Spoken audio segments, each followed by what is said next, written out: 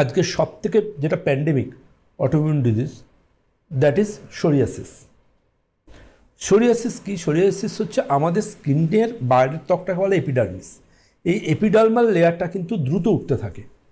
Normal আমাদের স্কিনের যে পলিফারেশন, ওদের হাই পলিফারেশন রেট, এবং এত স্কিন থেকে এটা উঠতে ওরা নাস্তানাবুদ হয়ে যায়, এবং নাস্তানাবুদ হয়ে অসুখটা সম্বন্ধে না জেনে তারা প্রচুর ডাক্তারবাবুর কাছে যায়।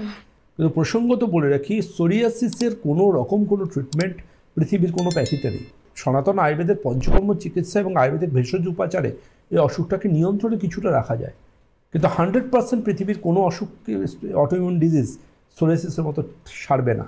যেমন সোরিয়াসিস অনেক কমপ্লিকেশানস থাকে, যেমন সোরিয়াটিক আর্থ্রাইটিস, এবং সবচেয়ে ভালো থাকে ওদের mental problem, depression, frustration, socio economic লাইফস্টাইলটাকে বিভৎস রকম হ্যাম্পার করে।